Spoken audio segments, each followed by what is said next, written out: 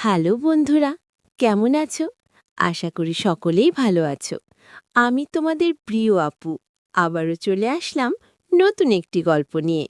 গল্পটি শেষ পর্যন্ত শুনলে তোমাদের দাঁড়িয়ে যাবে। আমি তোমার জয়পুরহাট থেকে ২০ কিলোমিটার গভীরে এক অসপাড়া গায়ে থাকি। আমার পরিবারে আমার মা আর আমার বাস। পরিবারে আমরা দুজন ছাড়া আর কেউ নেই। বাবা করোনায় মারা যায়। গ্রামের সর্বদক্ষিণে আমাদের বাড়ি। তারপরে আর কিছুই নেই। পাহাড় জঙ্গলে ভর্তি, যেখানে কশিনকালেও কেউ আসে না। বাড়ির সাথে লাগোয়া কয়েক বিঘা জমি থাকায় আমাদের মা ছেলের সংসার কোনো মতে চলছে। বাবা মারা যাওয়ার পর পড়াশোনা বাদ দিয়ে মার সাথে মাঝে মাঝে কৃষিকাজ করি। সবজির খ্যাত করে বলে আমরাই যা করার করি। আর আমি একটা কাপড়ের দোকান চালাই। তো দুজনের সংসার বেশ চলছে। আমার বয়স ১৯ আর আম্মার ৩৬। ১৬ বছরে বিয়ে হয়ে ১ বছর পরেই আমি পৃথিবীতে আসি। আম্মার গায়ের রং প্রচণ্ড ফর্সা। শুনেছি নানিও নাকি ফর্সা ছিল, তাই আম্মার এমন। আমার শরীরের রঙের মতোই অপরূপ সুন্দরী তিনি। এমন চেহারার রূপসী নারী আর নেই আমাদের গ্রামে। কেউ বলবে না তার ১৯ বছরের সন্তান আছে। ২৪-২৫ বছর বয়সী বিবাহিতা নারীর মতো একদম। আমার সাথে আমার মনের প্রচণ্ড মিল। আমায় ভীষণ ভালোবাসে আম্মা। কখনো একটু বকাও দেয়নি জীবনে। বলে আমি তার সব কিছু।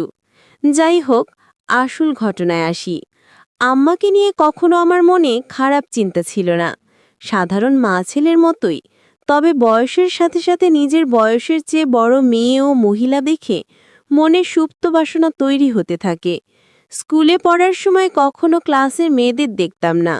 ম্যাডাম বা আন্টিদের প্রতি নজর যেত সবসময়। আর এখন এটা আরও বেড়ে গেছে। ১৯ বছরে অনেকেই বিয়ে করে, কিন্তু আমার এখনো হয়নি। তার ওপর কাপড় বিক্রি করে, দোকানে মহিলাদের পোশাকই বেশি। খুব কষ্টে তাদের সামনে নিজেকে সামলাই। আর তার ওপর গ্রামের একমাত্র কাপড়ের দোকান আমার বলে সবাই এখানেই আসে কেনাকাটা করতে। গ্রামের এমন কোনো মহিলা বা মেয়ে নেই যাদের ওই কাপড়ের সাইজ আমি জানি না। ভাগ্য ভালো হলে প্রায়ই মাপ নিতে গিয়ে কৌশলে হাত বুলিয়ে মনের আশ মেটাই। এমন করে আরও বেশি খালা কাকিদের প্রতি আগ্রহ বাড়ছে। এমন করেই যে একদিন আমার জীবনের মোড় ঘুরবে তা কখনো কল্পনাও করিনি। হঠাৎ এক রাতে স্বপ্নদোষ হলো। মা ছেলে দুজন মানুষ দিয়েই একটা ঘর দিয়েই চলছি আমরা। আম্মা আমার বিপরীত পাশে একটা খাকে ঘুমায়। আমাদের মাঝে চাদরের বেড়া দেয়া।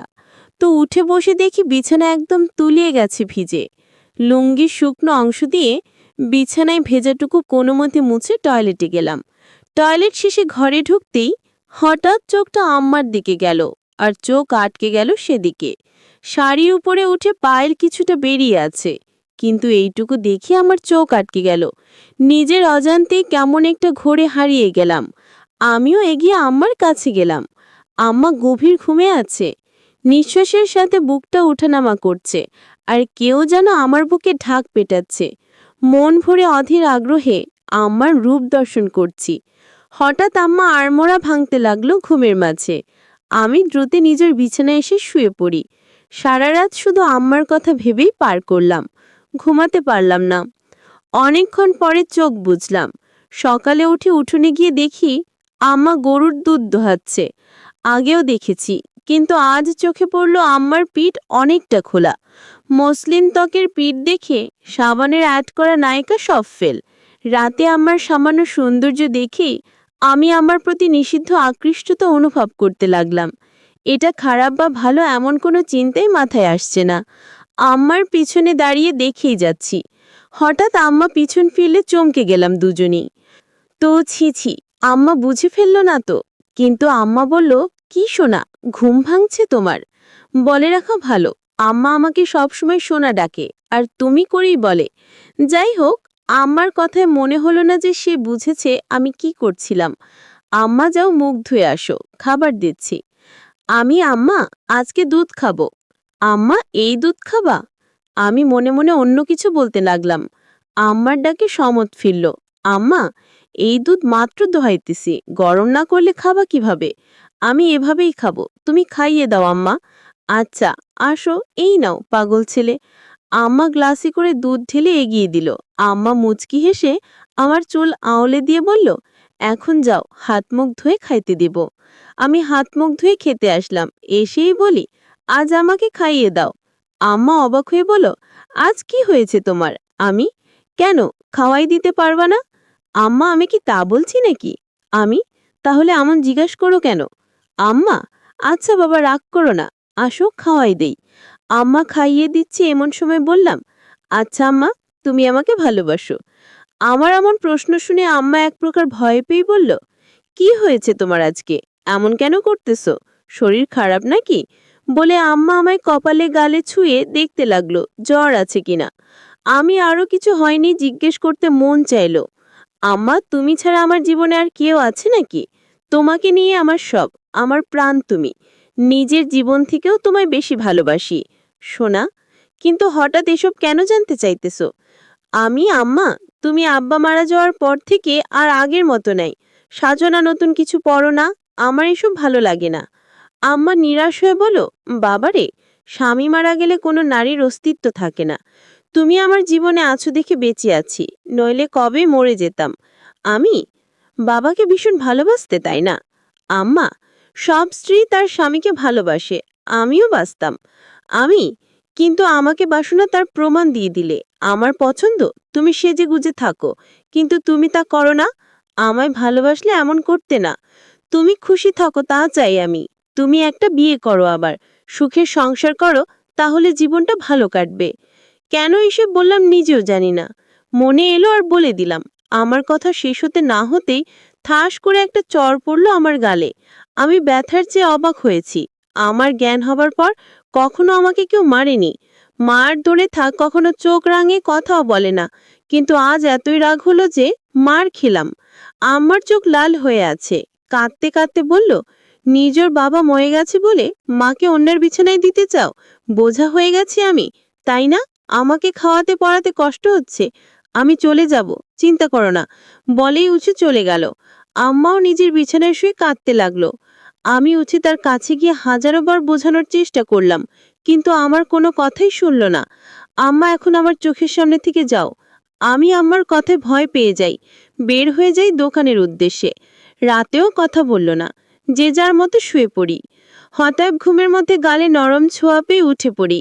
দেখি আম্মা আমার সামনে বিছানায় বসে।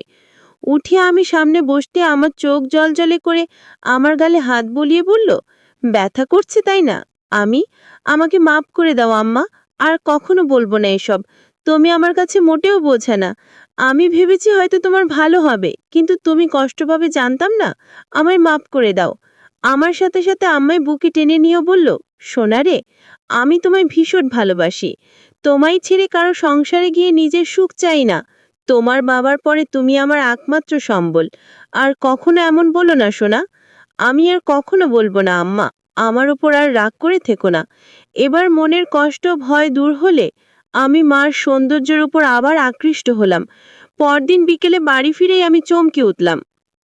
আমার পরনে একটা সবুজ শাড়ি আর হলুদ ব্লাউজ পরায় চমৎকার মানিয়েছে, একদম সরসিলোলনা লাগছে। আমায় দেখে মুচকি হেসে বলল, এখন ঠিক আছে তো? আমি, তুমি সত্যি আমার জন্য নতুন শাড়ি পরেছ? আম্মা, নইলে কি অন্য কেউ আছে আমার? আমি খুশিতে আম্মাকে জড়িয়ে ধরি। আম্মাও সাড়া দিল। আম্মা, তুমি আমার জান, তোমার খুশি আমার খুশি। তুমি নতুন নতুন সাজবে, তা আমার খুব ভালো লাগে। আম্মা, বুঝেছি, তোমাকে এখন সুন্দরী একটা মেয়ে দেখে বিয়ে দিতে হবে। আমি, আর কখনো বিয়ের কথা আনবে না। আম্মা, সে কি, বিয়ে কেন করবে না? আমি, আমি শুধু তোমায় নিয়ে থাকবো। আম্মা, আরে পাগল, আমি তো থাকবই, বিয়ে করতে তাতে সমস্যা কোথায়? আমি, আমার আর তোমার মাঝে অন্য কেউ আসতে পারবে না। আমি চাই না আমাদের মাঝে কেউ আসুক। আর কখনো বিয়ে কথা বলবে না। তুমি ছাড়া আর কাউকে নিয়ে আমি সংসার করতে চাই না। আম্মা আমার কথা মা ছেলের মমতাময় ভাব বুঝেছে, কিন্তু তা ছাপিয়েও যে আমি তার মন প্রাণ সব পাওয়াটা ভাবছি, তা তো সে জানে না। আম্মা, আচ্ছা বাবা, আর বলবো না।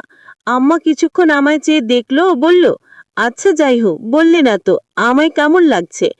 আমি একদম পরী লাগছে, তোমার মতো সুন্দরী এই দুনিয়ায় কেউ নেই। আমার লজ্জা পেয়ে বলল, আর দুষ্টু, খালি মজা করো। আমি সত্যি বলছি, আমি, বিশ্বাস করো। আম্মা, আচ্ছা আচ্ছা হয়েছে, এখন যাও গোসল করে আসো। আমি পুকুরে গেলাম গোসল করতে। বাড়িতেই পুকুর আমাদের ঘরের পাশে। আমি গোসল করে গা মুছে সেই হালকা ভেজা গামছা পরে এসে আম্মার সামনে দাঁড়িয়ে বললাম, ভিতর থেকে লুঙ্গি এনে দাও না আম্মা। হঠাৎ আম্মার চোখ খেয়াল করলাম আমার গামছার দিকে। নিচে তাকিয়ে দেখি আমার ওটা স্পষ্ট আকার বোঝা যাচ্ছে। তার মানে কি আমার তাই দেখছিল? আমি মেলাতে পারলাম না।